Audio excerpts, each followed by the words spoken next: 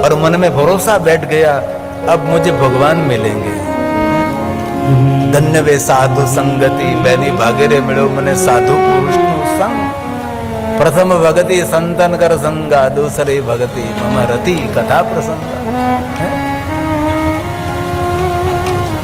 साधु एक सेतु है, एक कड़ी है, भगवान तक पहुंचाने का एक माध्यम साधु। सती के हृदय में भरोसा हो गया कि अब मुझे भगवान मिलने वाले हैं, क्योंकि ये शुभ हो रहा है। और जीवन में कोई तपस्वी महात्मा का दर्शन करना, समझ लेना चाहिए आपके भाग्य के द्वार खुल रहे हैं। कोई योगी महापुरुष, कोई साधु, कोई तपस्वी, कोई ज्ञानी, कोई विद्वान, ऐसे साधुओं का दर्शन हमारे जीवन में श्रेष्ठ है। हरि कथा सत्संग, तुलसी ने कहा ये सब तो दुर्लभ है।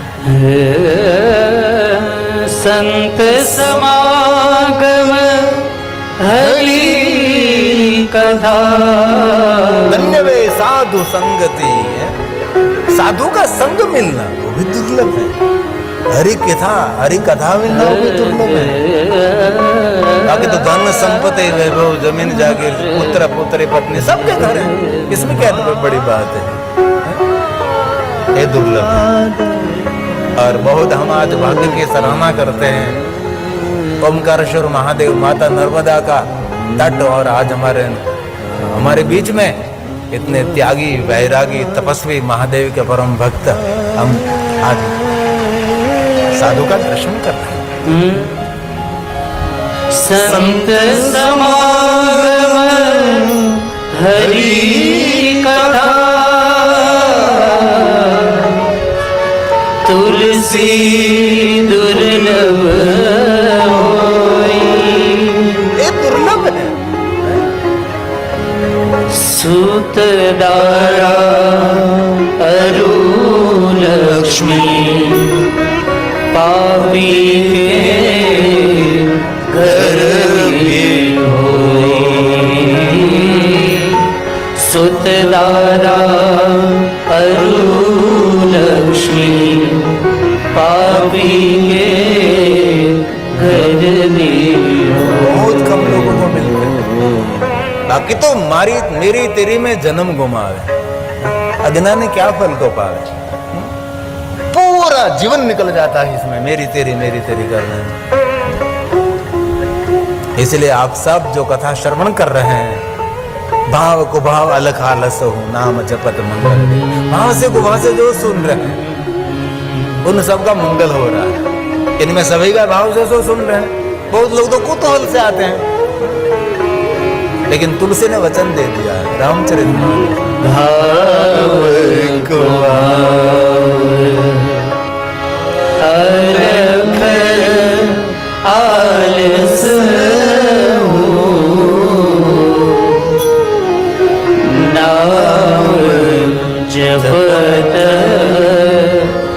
मंगल दिशि दश।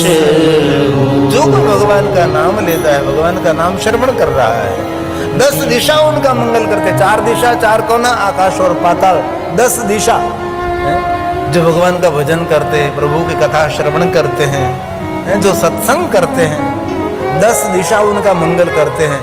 और मैं हृदय से कहता हूँ, जिनके जीवन में सत्संग और भगवान का भजन है ना, एक बात कहूँ, ईश्वर के नाम स्मरण करने से याद शक्ति भी बढ़ती है, और ईश्वर का नाम स्मरण करने से हमारी ऊर्जा भी बढ़ती है।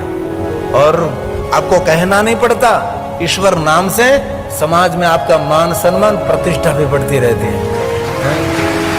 किसी को कहना नहीं पड़ता कि मेरा नाम लीजिए, मेरी थोड़ी प्रशंसा करिए, कहना नहीं पड़ता। आपकी ऊर्जा, आपका भजन,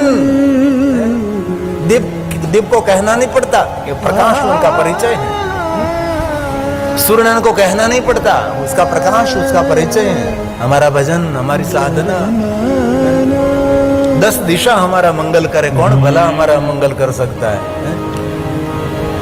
भगवान शंकर जी साधु बनकर आए, भिक्षान देहि, सती के मन में हुआ करे, नेत्र खोले महात्मा जी, फल थे, लो महात्मा जी स्वीकारिए। महात्मा पूछने लगे, वयोर्ध महात्मा, दिव्य मूर्ति साधु, आप कौन हैं? मैं दक्ष महाराज की पुत्री हूं। मैं महादेव का आराधन कर रही हूं और मैंने मन में निर्णय लिया है कि मुझे महादेव के साथ विवाह करना है। जन्म कोटि लगे रहा हमारी, बंदो शंभो नता रहूं कुमारी, करोड़ जन्म तक मैं कुमारी रह सकती हूँ। अपना निर्णय खुला कर दिया है। साधु के आगे पर्दा रखना ठीक नहीं, भगवान के आगे पर्दा, क्योंकि साधु और भगवान सबको जानते हैं।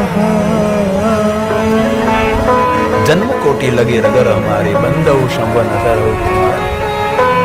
मैंने निर्णय लिया है कि भगवान महादेव के साथ में विवाह करना चाहते हैं। और सती की मानसिकता की परीक्षा लेने के लिए शंकर भगवान स्वयं साधु वेश में महादेव की निंदा करने लगे, शंकर जी की निंदा करने लगे। भगवान महादेव के लिए भली बुरी बात बोलने लगे। तब सती ने हाथ जोड़कर कहा, न केवलम भवेत पापम निंदा कर दो। जो शिव जी की निंदा करते हैं वो तो पापी हैं, लेकिन जो कथा, जो निंदा श्रवण करते हैं वो भी नरक के अधिकारी बनते हैं। ये भगवान महर्षि वेदव्यास जी ने कहा है, कोई शिव जी की निंदा करता है, न केवलम भवेत् पापम निंदा कर्तु शिवस्य यो वे शृणोति तन्निंदा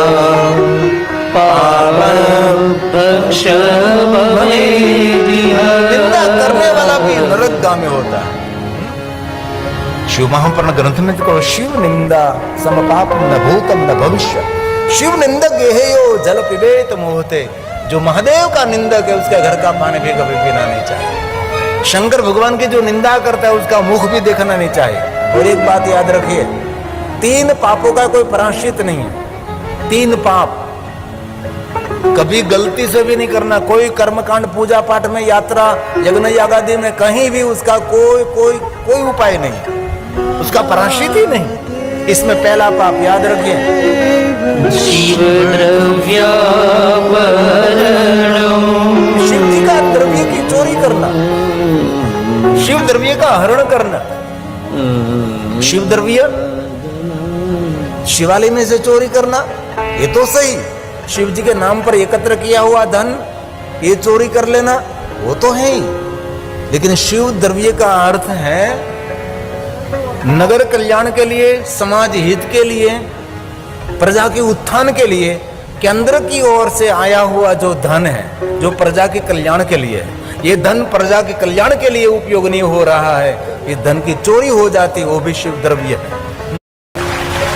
कान खोलकर याद रखना, उसका प्रणाम भोगना पड़ेगा, अभी वो मीठा लगेगा, है ना।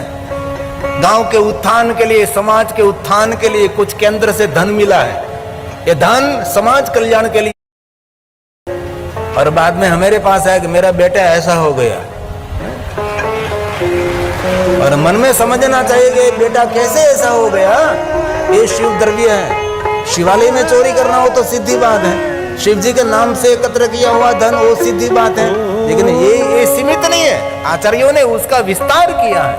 शिव द्रव्य का अर्थ है प्रजा कल्याण के लिए, जो राजा की ओर से प्रजा हित के लिए धन दिया है और प्रजा के हित के लिए वो धन का प्रयोग नहीं हो रहा है, अपने हित के लिए धन की चोरी कर लेते हैं, वो भी शिव द्रव्य है, उनको भगवान कभी माफ नहीं करते। मैंने ऐसे लोगों को देखा है, इतने धनपतियों को देखा है कि इसी धन की हम कल्पना नहीं कर सकते हैं? इतने धनभंडार, इतने धनभंडार, एक ही बेटा लेकिन मंद बुद्धि वाला, किस काम का धन। हम तो कह देते कान में, कहां से लाए ये सब कुछ, उसका प्रणाम तेरा बेटा है। इसलिए मैं दिल से कहता हूं, आधी रोटी खाओ लेकिन हराम की कभी नहीं। भूखे रह जाओ, पानी पीकर सो जाओ, लेकिन जिन धन एकत्र में आपका कोई परिश्रम नहीं है, आपका कोई पुरुषार्थ नहीं है, ये कभी नहीं करना चाहिए। एक बात कहूं, जो बहुत मेहनत और पुरुषार्थ से पसीना बहकर कमाते हैं, इनमें से भी 10वां भाग निकालना पड़ता है। नीति से कमाया हुआ धन, इसमें 10वां हिस्सा निकालना पड़ता है। तो अनीति से कमाया हुआ धन वो कैसे निकालोगे आप? इसलिए झुपड़े में रहना बेहतर है, राजमहल की अपेक्षा नहीं रखना। ये परिणाम भोगना पड़ेगा। जब सृष्टि का सर्जन हुआ ना, तब ब्रह्मा के सामने हमारे रुद्रदेव प्रकट हुए और रुद्रदेव ने कह दिया, ब्रह्मा जी सुंदर सृष्टि की रचना आपने की है, मैं बहुत प्रसन्नता व्यक्त करता हूं, लेकिन ब्रह्मा जी ध्यान दीजिए, आप किसी को सुख नहीं दे सकते, आप किसी को दुख भी नहीं दे सकते। ब्रह्मा ने कहा तो सुख दुख कैसे होगा? तो भगवान रुद्रदेव ने कहा, ब्रह्मा सुख और दुख अपने कर्मों के आधारित रहेगा। सुख और दुख मेरे कर्मों का फल है। अब सुखी है तो समझ लेता है आपके सत्कर्मों का फल है, अब दुखी है तो समझ लेता है आपके कुकर्मों का फल है। और रामचरितमानस तुलसी में भी यही कहा, कर्म प्रधान ईश्वर जिया, कर्म प्रधान। मैंने बहुत ऐसे लोगों को देखा है, प्रणाम भोगते हुए मैंने देखा है। व्यापार धंधा आप कर रहे थे, व्यापार धंधे में जो शराफी है वो वही करिए। भोला भाला जंगल में रहने वाला हमारा आदिवासी जिनको कोई पता नहीं, उसको लूटने का काम मत करिए, ये उसका परिणाम भोगना पड़ेगा। ईश्वर प्रकाश में भी देखता है, ईश्वर अंधकार में भी देखता है। ईश्वर आप जो बोलते हो भी सुनते हैं, और आप नहीं बोलते आपके विचार को भी ईश्वर सुन सकते हैं। उनको सब कुछ पता है, हिसाब किताब लेकर बैठा है। इसलिए ध्यान दीजिए, जीवन को निर्माण करिए। 100 बीघे जमीन की कोई जरूरत नहीं, 5 बीघे में चला लीजिए, लेकिन हिसाब किताब देना पड़ेगा। जब परिणाम मिलेगा ना, तब भोगने के लिए आप कहां उठेगो। ऐसे बहुत सारे कर्म के सिद्धांत मेरे पास दृष्टांत है, और कभी अवसर मिले ना, कर्म सिद्धांत पर एक आधारित एक बहुत सुंदर बुक है। इसलिए ध्यान दीजिए, तुलसी ने वचन दे दिया है, ध्यान दीजिए जरा। कर्म प्रधान ईश्वर चिराखा, जो जस करई सो तस फल जागा, जो जस करई सो तस फल जागा। शिव महापुराण अंतर्गत रुद्र संहिता का पहला भाग सृष्टि खंड में भगवान शिव जी की पूजा का वर्णन है। इसमें ब्रह्मा जी ने नारद जी को कहा, नारद जी ये पुष्प चढ़ाने से ये फल मिलेगा, ये पत्र चढ़ाने से ये फल मिलेगा, ये धान्य चढ़ाने से ये फल मिलेगा, ये रस चढ़ाने से ये फल मिलेगा, ये करने से ये मिलेगा, ये करने से ये मिलेगा। इतने पूजा का वर्णन है। ये वृक्ष के पुष्प चढ़ाने से, आंकड़े के पुष्प चढ़ाने, धतूरे के पुष्प चढ़ाने से, बहुत सारे पुष्पों का वर्णन, ये चढ़ाने से ये मिलेगा, ये चढ़ाने से ये मिलेगा, ये चढ़ाने से ये मिलेगा। ऐसी ब्रह्मा जी ने वर्णन किया और अंतिम एक श्लोक कह दिया कि सुनियो नारद, कलयुग में ये सभी पूजा करने से सब फल मिलेगा, लेकिन इससे पहले आपके कर्मों का फल मिलेगा, बाद में इस पूजा का फल मिलेगा। आप जिंदगी भर बिल्व पत्र चढ़ाते रहो, कुछ भी हाथ में आने वाला नहीं है, जो जहां तक हमारा कर्म नहीं बदलेगा। इसलिए शिव महापुराण ग्रंथ में जरूर कहा है कि ये पत्ते चढ़ाओ, ये धान्य चढ़ाओ, ये शहद चढ़ाओ, ये घी चढ़ाओ, ये फला चढ़ाओ, ये करो, ये करो, ये करो, ये मिलेगा, ये मिलेगा, ये मिलेगा, ये मिलेगा, ये मिलेगा, ये मिलेगा। लेकिन बाद में कहना चाहिए, ये सब कुछ करते करते करते एवं ज्ञात्वा